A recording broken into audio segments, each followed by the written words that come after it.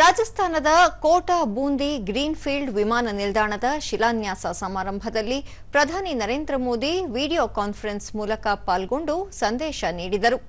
ಈ ವೇಳೆ ಲೋಕಸಭಾಧ್ಯಕ್ಷ ಮತ್ತು ಕೋಟಾ ಕ್ಷೇತ್ರದ ಸಂಸದ ಓಂ ಬಿರ್ಲಾ, ಕೇಂದ್ರ ನಾಗರಿಕ ವಿಮಾನಯಾನ ಖಾತೆ ಸಚಿವ ರಾಮಮೋಹನ್ ನಾಯ್ಡು, ರಾಜಸ್ಥಾನ ಮುಖ್ಯಮಂತ್ರಿ ಭಜನ್ ಲಾಲ್ ಶರ್ಮಾ ಉಪಸ್ಥಿತರಿದ್ದರು.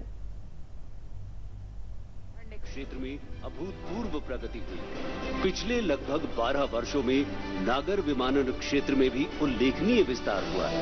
हवाई संपर्क अब केवल और पूरे ಬಳಿಕ ಪ್ರಧಾನಿ ಕೋಟಾದಲ್ಲಿ ಅಸ್ತಿತ್ವಕ್ಕೆ ಬರಲಿರುವ ವಿಮಾನ ನಿಲ್ದಾಣದಿಂದಾಗಿ ಈ ವಲಯದ ಪ್ರಗತಿಗೆ ವೇಗ ದೊರೆಯಲಿದೆ. ಮೂಲಸೌಕರ್ಯ, ಉದ್ಯೋಗಾವಕಾಶ ಹೆಚ್ಚಲಿದ್ದು ಪ್ರತಿ ಕ್ಷೇತ್ರದ ಪ್ರಗತಿಗೆ ಅನುಕೂಲವಾಗಲಿದೆ ಎಂದು ಅಭಿಪ್ರಾಯಪಟ್ಟರು. ರಾಜಸ್ಥಾನದ ಕೋಟಾ ಶಿಕ್ಷಣಕ್ಕೆ ಮಾತ್ರವಲ್ಲದೆ ವಿದ್ಯುತ್ ಉತ್ಪಾದನೆ ಮತ್ತು ಉದ್ಯಮದಿಂದಲೂ ಖ್ಯಾತಿ ಪಡೆದಿದ್ದು ಶ್ರದ್ಧೆಯ ಕೇಂದ್ರವೂ ಆಗಿದೆ. 2014ರ ವೇಳೆಗೆ ದೇಶದಲ್ಲಿ ಸುಮಾರು 70 ವಿಮಾನ ನಿಲ್ದಾಣಗಳು ಕಾರ್ಯನಿರ್ವಹಿಸುತ್ತಿದ್ದವು. ಇಂದು ದೇಶದ ವಿಮಾನ ನಿಲ್ದಾಣಗಳ ಸಂಖ್ಯೆ 160ಕ್ಕೂ ಹೆಚ್ಚಾಗಿದೆ.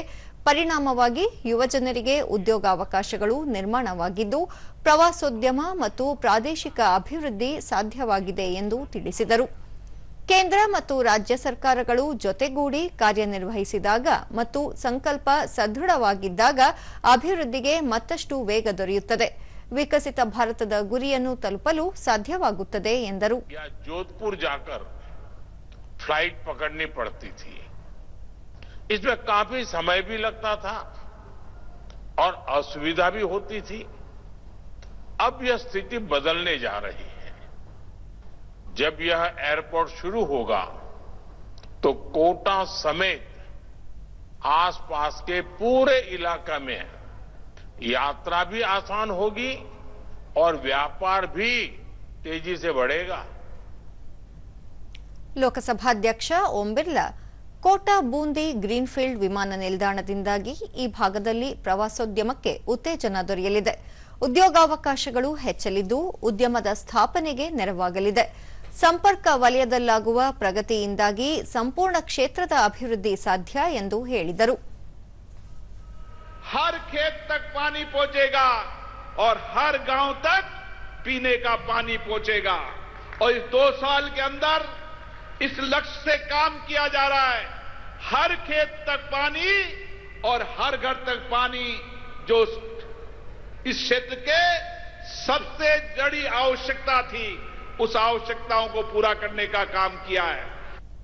तेज गति से हम ನಾಗರಿಕ ವಿಮಾನಯಾನ ಖಾತೆ ಸಚಿವ ರಾಮಮೋಹನ್ ನಾಯ್ಡು 1100 ಎಕರೆ ಪ್ರದೇಶದಲ್ಲಿ 2 ವರ್ಷಗಳಲ್ಲಿ ವಿಮಾನ ನಿಲ್ದಾಣ ನಿರ್ಮಾಣವಾಗಲಿದ್ದು ಸ್ಥಳೀಯ ಪರಂಪರೆ ಬಿಂಬಿಸುವ ಟರ್ಮಿನಲ್ ಅಸ್ತಿತ್ವಕ್ಕೆ ಬರಲಿದೆ ಎಂದು ತಿಳಿಸಿದರು.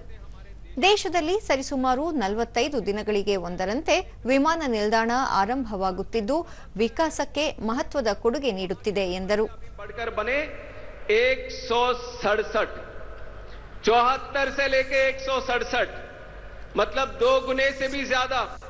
इसका मैंने दूसरे तरीके से भी कैलकुलेशन किया कि इतने सारे एयरपोर्ट बन रहे तो कितने दिन में नया एयरपोर्ट बन रहा है, तो हर 45 दिन में भारत में एक नया एयरपोर्ट खोलने का काम आदरणीय प्रधानमंत्री नरेंद्र मोदी जी ने किया है।